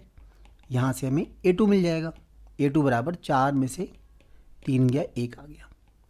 देखो a2 मिल गया 1, a2 आ गया, a1 आ गया। अब निकाल, यहाँ से d भी निकाल सकते हैं हम, सारवंतर। देखो सारवंतर क्या होता है, a2 माइनस a1, तो यहाँ से आ जाएगा 1 माइनस 3 अर्थात -2। तो हमारा जो d आया है वो है -2। अब हमें क्या निकालना है, इसी प्रकार तीसरे पद, तीसरे और 10वें और nवें पद का मान ज्ञात करो। अभी देखो सारे मान हम यहाँ से डायरेक्ट ज्ञात कर सकते हैं। एक बार हमें प्रथम पद मिल जाए, देखो प्रथम पद मिल गया, d मिल गया, अब चाहे जो पद निकालना है, हमें निकालना तीसरा पद। देखो तीसरा पद मतलब a3, तो a प्लस 2d, a हमारे पास है 3, हम a निकाल चुके हैं ना, 3 प्लस 2 गुणा में d -2, तो 3 माइनस 4 दैट इज -1, मतलब a3 आ गया माइनस का 1। 10वां पद निकालना है, देखो तीसरे 10वें और nवें पद, 10वां पद निकालना है a10, a प्लस 9d, तो a 3 है, 9 गुणा में -2, तो 3 माइनस 18, 18 में 3 गया 15, तो माइनस का 15 आ गया ये। और a प्लस n माइनस 1 गुणा में d, तो ये आगे देखो a तो हमें पता है 3, n नहीं पता, n रखना नहीं है यहाँ पे, d माइनस का 2 है। इसको थोड़ा और सरल करना पड़ेगा, ये आ गया 3, और ये -2 से अगर n को गुणा करें तो -2n आएगा, -2 को 1 से करो तो प्लस का 2 आएगा, तो 3 और ये 2 5 आ गया, 5 माइनस 2n, तो an बराबर 5 माइनस 2n आ गया। प्रश्न 12, ऐसे प्रथम 40 धन पूर्णांकों का योग ज्ञात कीजिए जो 6 से विभाज्य है। देखो 6 से विभाज्य पहली संख्या है 6, फिर अगली 12 हो जाएगी, फिर 6 3 18, इस तरह से हमें 40 पद दिए हुए हैं, इनका योग ज्ञात करना है। यहाँ पे जो हमारा पहला पद है वो है 6, और इसका सारवांतर, क्योंकि सब में बराबर अंतर दिया हुआ है, तो इनका सारवांतर है 12 में से 6 गया 6, सारवांतर भी 6 है और पहला पद भी 6 है। हमें 40 पदों का योग निकालना है। तो देखो S40 बराबर, हम यहाँ सूत्र लगाएंगे, SN बराबर n/2, 2a प्लस n-1 गुणा में d, ये लगाएंगे। तो S40 बराबर 40/2, 2a प्लस 2, 40 माइनस 1 गुणा में d, ये आ गया। 40/2 ये 20 आ जाएगा। 2a, 2 गुणा में a हमारा 6 है, और यहाँ 40 में से 1 गया 39 बचेगा, और गुणा में d हमारा 6 है, तो 20 गुणा में ये आ जाएगा 12, 6 से गुणा करेंगे, 6 9 54, 4 आ जाएगा, और 6 3 18 और 5 23, इन दोनों को जोड़ के और फिर 20 से गुणा करना है इसको, ये आ गया। देखो 2 को 4 में जोड़ा तो 6 आ गया, और 1 को 3 में जोड़ा 4 आ गया, तो 246। अगर 246 को हम 20 से गुणा करना है तो देखो 0 ऐसे ही आ जाएगा, इस 2 से करते हैं गुणा, 2 6 12, 2 चौक 8 1 9, 2 दूनी 4, तो ये आ गया हमारा 40 पदों का योग। प्रश्न 13, 8 के प्रथम 15 गुणजों का योग ज्ञात कीजिए। देखो यहाँ पे अगर 8 के गुणज लेते हैं हम, तो देखो पहला 8 हो गया, दूसरा 16, फिर 8 3 24, इस तरह से आएंगे। और इस श्रेणी में कुल कितने पद हैं? कुल 15 पद हैं, क्योंकि 15 गुणज ही लेनी है हमें। यहाँ पे जो पहला पद है वो है 8, और इसका सारवंतर, क्योंकि 8 8 का ही अंतर आ रहा है इनमें, सारवंतर भी 8 होगा। चाहे तो हम 16 में से 8 घटा के देख सकते हैं। हमें यहाँ पे 15 गुणजों का योग निकालना है। तो देखो गुणज हमारे पास सामने दिए हुए हैं, इनका a निकाल लिया, d निकाल लिया। अब देखो योग निकालते हैं। योग का सूत्र है SN बराबर n/2, 2a प्लस n-1 गुणा d। इसको प्रयोग करके S15 निकालना है हमें। तो 15/2 2A प्लस 15 माइनस 1 गुणा में D। 15/2 ऐसे आ गया। 2A 2 गुणा में A कितना है हमारा 8। 15 में से 1 गया 14 आ गया। 14 गुणा में D भी हमारा 8 है। देखो ये 2 और यहाँ 14 में से 2 कॉमन ले सकते हैं हम, ताकि ये 2 से कट जाए। तो ये 2 कॉमन ले लिया। यहाँ बचेगा 8 और यहाँ 7 गुणा में 8। देखो 2 और 2 कट गए, तो यहाँ बाहर बच गया सिर्फ 15 और यहाँ 8 और 8 सत्ते 56।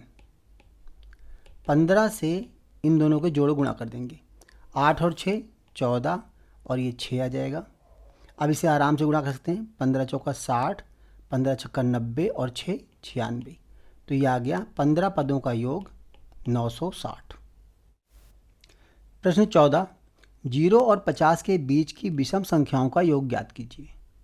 देखो 0 और 50 के बीच में जो विषम संख्याएं होंगी वो होंगी 1, 3, 5 और ऐसे करते करते ये 49 तक होंगी।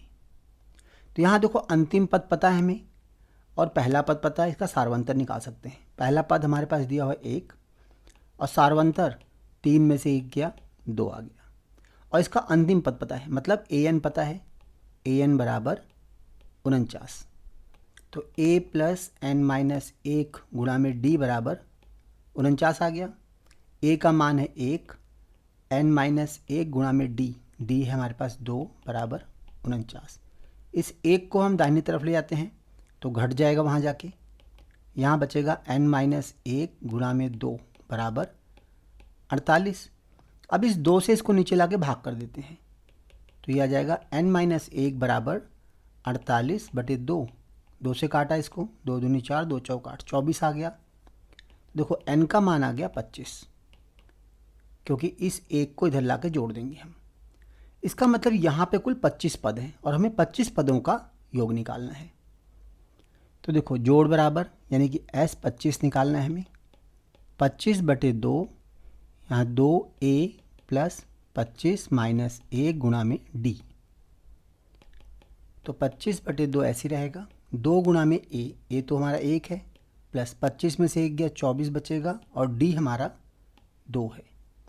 2 यहाँ पे भी है देखो और यहाँ भी है, तो इन दोनों 2 को कॉमन ले लेते हैं हम। 25/2 गुणा 2, यहाँ बचेगा 1 प्लस 24। 2 और 2 कट गए तो ये आ गया 25 गुणा में 24 और 1 25 आ गया। तो 25 गुणा 25 625। ये सबको याद रहता है, 25 गुणा 25 625 होता है। तो इस तरह से हमारा जो कुल योग है 0 से 50 के बीच में विषम संख्याओं का योग 625 है।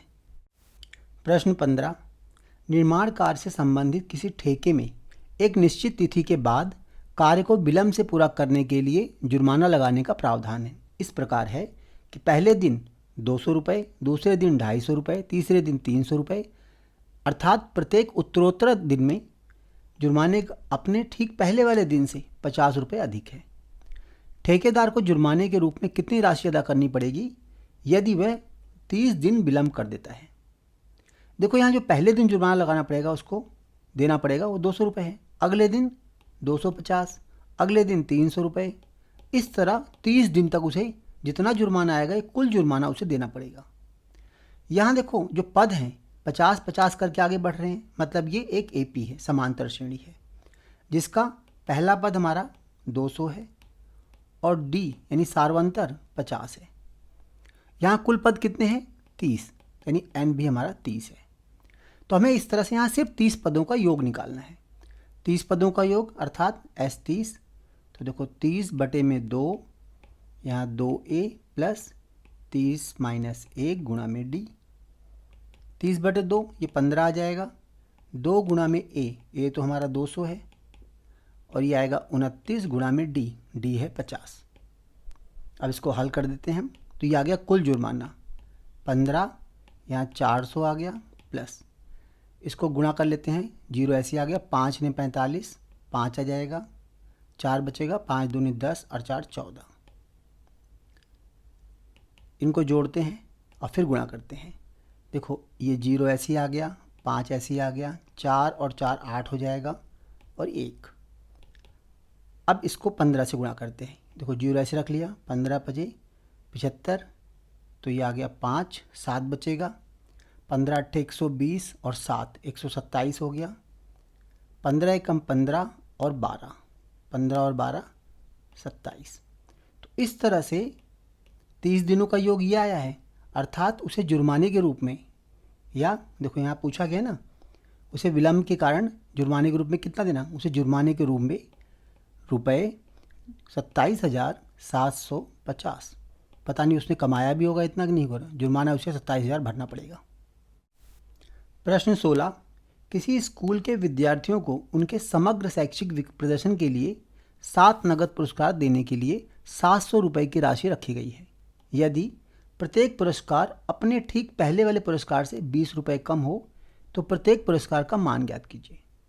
देखो यहाँ दो चीज़ दी गई हैं, एक तो कुल 7 इनाम है और दूसरा इनका जो टोटल सम है वो 700 रुपये है, यानी सातों जो इनाम हैं उनको मिला के 700 रुपये होनी चाहिए और प्रत्येक पुरस्कार पहले पुरस्कार से दूसरा पुरस्कार 20 रुपये कम है। ऐसी हर पुरस्कार अगला पुरस्कार पिछले पुरस्कार से 20 रुपये कम है। अगर हम पहले पुरस्कार को मान लेते हैं A है तो अगला पुरस्कार कितना आएगा A-20, अगला A-40, मतलब इस तरह 20-20 कम आता जाएगा। और ये कुल कितने पुरस्कार हैं 7। तो देखो ये इनके बीच में जो अंतर आ रहा है वो नियत है। देखो -20, यहाँ भी -20, 20-20 कम होता जा रहा है। तो ये AP है, AP जिसमें कि 7 पद हैं। तो देखो हमें 7 पदों का योग निकालना है AP में, जो कि 700 के बराबर है। देखो 700 के बराबर, इसका पहला पद हमने A माना हुआ है। तो 7/2, यहाँ 2A प्लस 7 में से 1 गया D। देखो S7 यानी सातों पद, जो सातों पुरस्कार हैं उनका योग है 700 रुपये, तो ये आ गया 700 रुपये। 7/2 गुणा में यहाँ 2A प्लस 7 में से 1 गया 6 और D हमारे पास माइनस का 20 है। देखो यहाँ भी 2 है, यहाँ 6 है, दोनों में से 2 बाहर निकाल सकते हैं हम, तो ये आ जाएगा 700 बराबर 7/2 गुणा में 2, यहाँ बचेगा A प्लस नहीं माइनस बचेगा, ये देखो 3 गुणा में 20, इस 20 का माइनस हमने यहाँ लगा दिया, 2 और 2 कट गए। अब देखो इस 7 को, क्योंकि यहाँ देखो 7 इससे गुणा है ब्रैकेट से, नीचे लाके भाग कर सकते हैं हम, तो 700/7 बराबर यहाँ बचेगा A माइनस 20×60, 7 से काटा इसको 100 आ गया, अर्थात 100 और इस 60 को इधर लाएंगे तो प्लस का 60 हो जाएगा बराबर A। तो जो पहला पद आना था, पहला पद A बराबर 160 आ गया। मतलब पहला जो इनाम है, पहला इनाम कितना है 160। हमें पुरस्कार बताना प्रत्येक पुरस्कार, तो पहला पुरस्कार कितना हो गया, पहला पुरस्कार 160 आ गया। अगला कितना होगा, इसमें 20 घटा दो तो 140, अगला 120, फिर 100, फिर 80, फिर 60, जब 7 हो जाए तो रुक जाओ, फिर 40। तो ये देखो 7 पुरस्कार हो गए। प्रश्न 17, एक स्कूल के विद्यार्थियों ने वायु प्रदूषण कम करने के लिए स्कूल के अंदर और बाहर पेड़ लगाने के बारे में सोचा। यह निर्णय लिया गया कि प्रत्येक कक्षा का प्रत्येक अनुभाग मतलब सेक्शन अपनी कक्षा की संख्या के बराबर पेड़ लगाएगा। उदाहरण के लिए कक्षा 1 का एक अनुभाग 1 पेड़ लगाएगा, कक्षा 2 का एक अनुभाग 2 पेड़ लगाएगा, इस तरह 3 का 3 लगाएगा, ऐसा देखो इत्यादि। ऐसा कक्षा 12 तक चलता रहेगा। प्रत्येक कक्षा के 3 अनुभाग हैं, तो हर एक क्लास में 3 सेक्शन है। इस स्कूल के विद्यार्थियों द्वारा लगाए गए कुल पेड़ों की संख्या कितनी होगी। देखो कक्षा 1 की बात करें हम, देखो कक्षा 1 के पेड़ों की संख्या कितनी होगी, पेड़ों की संख्या देखो कक्षा 1 का एक अनुभाग 1 पेड़ लगाएगा और कुल 3 है, तो 3 गुणा 1 अर्थात 3 लगाएंगे। ऐसी कक्षा 2 के पेड़ों की संख्या, देखो 2 में प्रत्येक अनुभाग 2 लगाएगा और कुल 3 अनुभाग हैं, तो 3 गुणा 2 6 हो जाएंगे। ऐसे ही सभी कक्षाओं का निकालेंगे, कक्षा 3 का निकाल लेंगे, 3 गुणा 3 आएगा। फिर कक्षा 4 का निकालेंगे तो 4 गुणा 3 आएगा, मतलब 3 गुणा 4 आ जाएगा। अब देखो इस तरह से अगर हम प्रत्येक कक्षा का निकालें, कक्षा 1 से 12 तक के छात्रों द्वारा लगाए गए पेड़ बराबर, देखो पहली कक्षा का 3 गुणा 1, दूसरी कक्षा का 3 गुणा 2, फिर 3 गुणा 3, इस तरह से 3 गुणा 12 तक जाएगा ये। अब हमें कुल पेड़ ज्ञात करना है, लगाए गए कुल पेड़ों की संख्या, अर्थात इसका हमें योग ज्ञात करना है इन 12 पदों का। तो देखो योग ज्ञात करने के लिए, क्योंकि ये समांतर श्रेणी है, योग ज्ञात करने के लिए पहले हम समांतर श्रेणी ढंग से बनाते हैं। 3 गुणा में देखो 1 है, ये 1 + 2 + 3, ये पूरा योग आ गया, कुल योग। अगर इसका कुल योग निकाले यहाँ से, देखो ये प्लस करते चले जाएंगे ऐसे हम, यहाँ सब में 3 कॉमन ले लिया तो 1 + 2 + 3 + 4 ऐसे ही 12 तक जाएगा। तो अगर हम इसका योग निकालने समांतर श्रेणी से, तो उसको 3 से गुणा कर दें तो कुल पेड़ आ जाएंगे।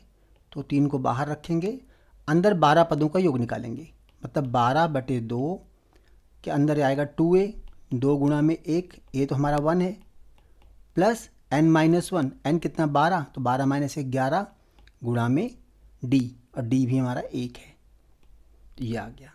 तो ये हमने निकाला समांतर श्रेणी से, और ये पूरा निकाला समांतर श्रेणी से 12 पदों का योग, और गुणा में 3 कर देंगे इसको हम, तो कुल पेड़ों की संख्या आ जाएगी 3 गुणा में 2 से काटा, ये 6 आ जाएगा, तो 6, और यहाँ ब्रैकेट में देखो 2 प्लस यहाँ 11 1 कम 11, ऐसे आ जाएगा। 3 गुणा में 6 गुणा, अब देखो 2 और 11 13 आ गया। 3 गुणा 13 × 78 होता है, 78 आ जाएगा। अब इससे 3 से गुणा कर दें तो कुल पेड़ आ जाएंगे, 3 × 8 = 24, 4 आ गया, 3 × 7 = 21 और 2 23, तो कुल पेड़ों की संख्या 234 है।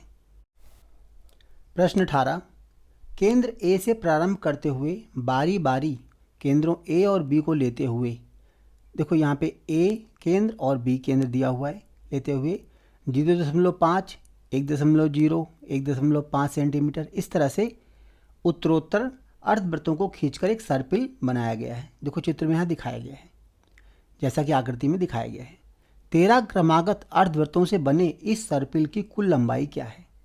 देखो अर्धवृत्त, पूरे वृत्त का जो परिमाप होता है वो होता है 2πr।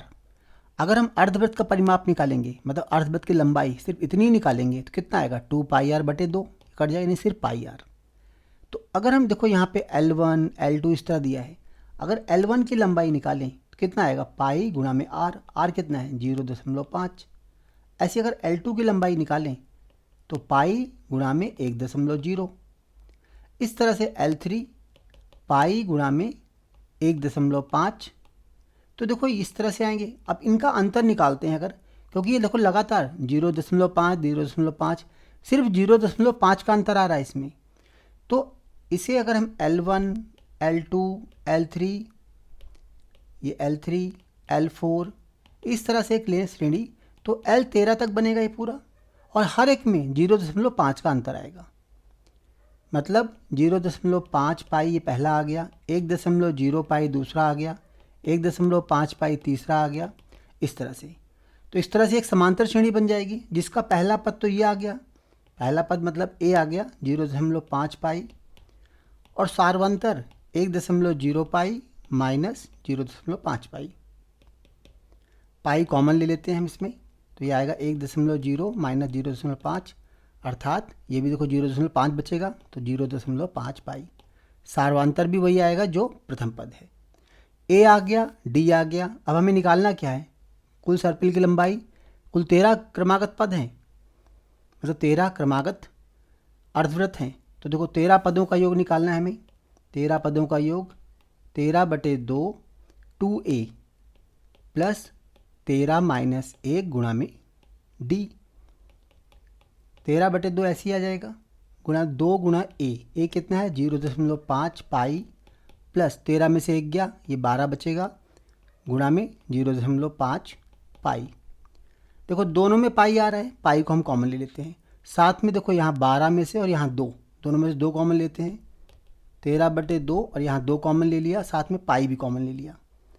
अंदर बचेगा 0.5 प्लस यहाँ 12 में से 2 कॉमन लिया था तो यहाँ बचेगा 6 गुणा में 0.5 ही आ जाएगा। ये दोनों कट गए, ये आ गया 13 पाई। और यहाँ देखो इसको करते हैं हम हल, 0.5 प्लस 6 से गुणा किया, 6 पंजे 30, ये 3.0 आ जाएगा। अब ये आ गया 13 पाई, पाई का मान 22/7 है, यहाँ रख देते हैं हम। और यहाँ देखो 3.0 0.5 तो ये आ गया 3.5, 7 से कट जाएगा, 7 पंजे 35, इसको गुणा कर लेते हैं और फिर ये आंसर आ जाएगा।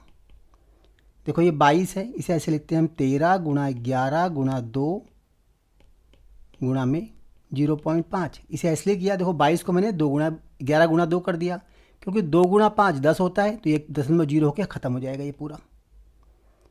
2 गुणा में 0.5 बराबर 1 आ जाएगा, 1.0 या 1 आ जाएगा, तो छोड़ देंगे इसको हम, 11 से 13 गुणा कर देंगे, 11 3 33, 11 3 33 और 1, 11 3 33, 3 आ गया, 11 एकम 11 और 1, 11 एकम 11 और 3 14, तो ये आ गया हमारे पास 13 पदों का योग 143।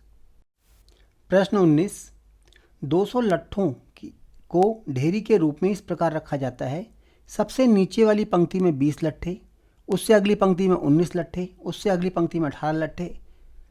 देखो चित्र में दिया गया यहाँ पे, पहले 20 लट्ठे यहाँ नीचे एकदम, फिर 19 हैं, फिर यहाँ 18 हैं। ये 200 लट्ठे कितनी पंक्तियों में रखे गए हैं, सबसे ऊपरी पंक्ति में कितने लट्ठे हैं। तो यहाँ निकालना एक तरह से कि हमें n निकालना है कितनी पंक्ति में है, क्योंकि देखो सबसे पहली पंक्ति में कितने हैं, 200 लट्ठे हैं, 20 लट्ठे हैं, पहली पंक्ति में 20 लट्ठे हैं, दूसरे में 19 हैं, फिर 18 हैं, इस तरह एक एक लट्ठा कम होता जा रहा है।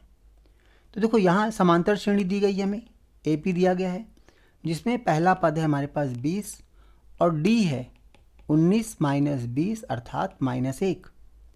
और देखो इन सभी लट्ठों का, इन पूरे लट्ठों का जो जोड़ है, यानी कि सम बराबर दे रखा है 200, तो इनका योग जो है 200 दिया हुआ है।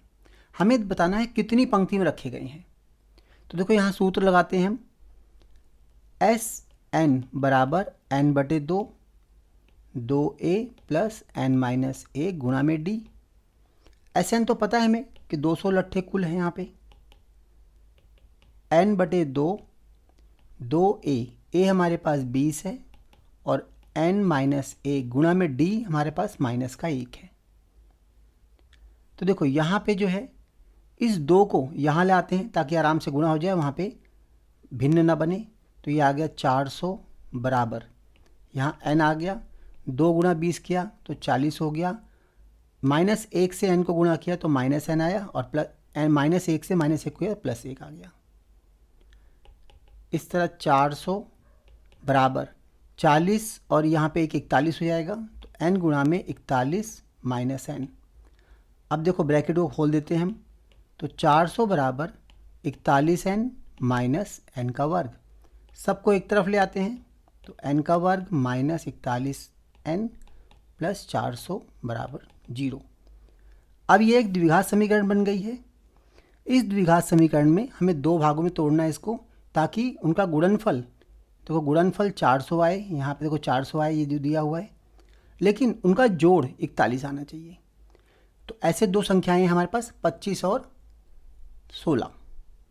देखो 25 16 गुणा 400 होता है, लेकिन 25 16 को जोड़ें तो 41 आता है।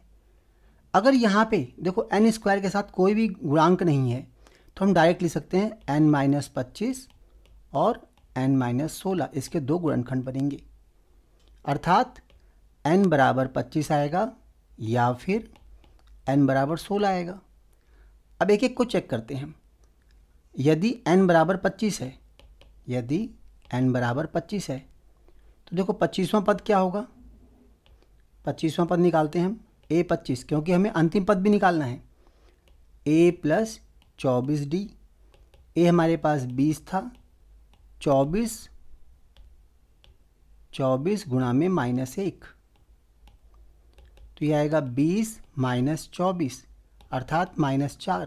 देखो ये तो संभव नहीं है, कि हमारे किसी भी रो में माइनस में रखें लट्ठे हम, तो माइनस तो संभव नहीं है कि अंतिम रो में -4 लट्ठे होंगे, तो इसको हम छोड़ देंगे कि यह स्थिति संभव नहीं है, ये छोड़ देंगे। दूसरी स्थिति लेते हैं हम कि यदि n बराबर 16 है, तो देखो a 16 निकालते हैं अंतिम पद, तो ये आएगा a प्लस 15d। a हमारे पास कितना है 20 प्लस 15 गुणा में -1, तो 20 माइनस 15 मतलब 5 तो संभव है। तो अंतिम पद में हमारे अंतिम जो देखो यहाँ पूछा गया था ना कि अंतिम पंक्ति में कितने होंगे, अंतिम पंक्ति में 5 लट्ठे रखे जा सकते हैं ये, और कुल कितनी पंक्तियाँ बनेंगी 16 पंक्तियाँ। प्रश्न 20 जो प्रश्नावली 5.3 का अंतिम प्रश्न है। एक आलू दौड़ में प्रारंभिक स्थान पर एक बाल्टी रखी हुई है जो पहले आलू से 5 मीटर की दूरी पर है। देखो यहाँ चित्र में दिया है एक बाल्टी रखी हुई है जो पहले आलू से 5 मीटर की दूरी पर है। अन्य आलुओं को एक सीधी रेखा में परस्पर 3 मीटर की दूरियों पर रखा गया है। देखो सभी आलू 3-3 मीटर की दूरी पर यहाँ रखे गए हैं। इस रेखा पे 10 आलू रखे गए हैं। प्रत्येक प्रतियोगी बाल्टी से चलना प्रारंभ करती है, निकटतम आलू को उठाती है और उसे वापस लाकर दौड़कर बाल्टी में डालती है। दूसरा आलू उठाने के लिए वापस दौड़ती है, उसे उठाकर वापस बाल्टी में डालती है। अर्थात ये हुआ कि यहाँ से प्रतियोगी चलना स्टार्ट करती है, इस जगह से यहाँ से पहले 5 मीटर जाती है, फिर लौट के वापस बाल्टी तक आती है, फिर 8 मीटर जाएगी, फिर लौट के वापस आएगी। वह ऐसा तब तक करती है जब तक सभी आलू बाल्टी में ना आ जाएं। इस प्रतियोगी को कुल कितनी दूरी दौड़नी पड़ेगी। देखो यहाँ पहले आलू को उठाने के लिए जो दूरी तय की गई है, देखो पहले आलू के लिए जाने के लिए यहाँ से यहाँ तक गई वो 5 मीटर और लौट के आई 5 मीटर। तो पहले आलू के लिए जो दूरी है वो है 10 मीटर, 5 और 5 10 मीटर, या 2 गुणा 5 कह सकते हैं हम। ऐसे दूसरे आलू के लिए अगर दूरी तय की गई है वो कितनी है, देखो 5 और 3 8 मीटर जाती है और 8 मीटर लौट के आती है, तो देखो 16 मीटर हो गया। ऐसे तीसरे आलू का निकाल सकते हैं हम। तीसरे आलू के लिए कितना है दूरी, 5 3 8 और 3 11 और 11 दूनी 22, तो 22 मीटर। तो देखो ये सभी में 6-6 मीटर बढ़ता जा रहा है, क्योंकि देखो 3-3 मीटर की दूरी है, तो 3 मीटर जाना और 3 मीटर आना, 6 मीटर बढ़ जाएगा। अगली बार भी देखो 3 जाना 3 आना, 6 बढ़ जाएगा। तो इस तरह एक समांतर श्रेणी में सभी आलू रखे गए हैं। अब हमें देखो कुल दूरी निकालनी है, अर्थात 10 आलूओं तक जाना और आना, यानी इन 10 पदों को अगर हम जोड़ दें तो कुल दूरी आ जाएगी इसकी।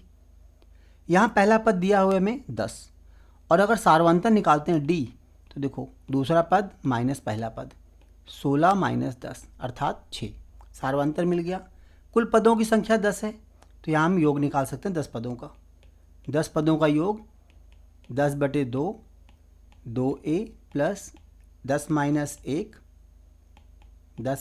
1 गुणा में d। 10/2 यहाँ 5 आ जाएगा, 2a हमारा 10 है, प्लस 10 माइनस 1 9 आ गया, और d हमारा 6 है। 5 2 गुणा 10 ये 20 हो जाएगा, और 9 6 54। तो इस तरह 5 गुणा में 20 और 54 74। 74 को 5 से गुणा करेंगे, 5 चौक 20 आ जाएगा, 5 सत्ते 35 और 2 37, यानी 370 मीटर की कुल दूरी वो तय करेगी। यहाँ पूछा गया कितनी दूरी तय करेगी, तो कुल 370 मीटर की दूरी तय करेगी वो।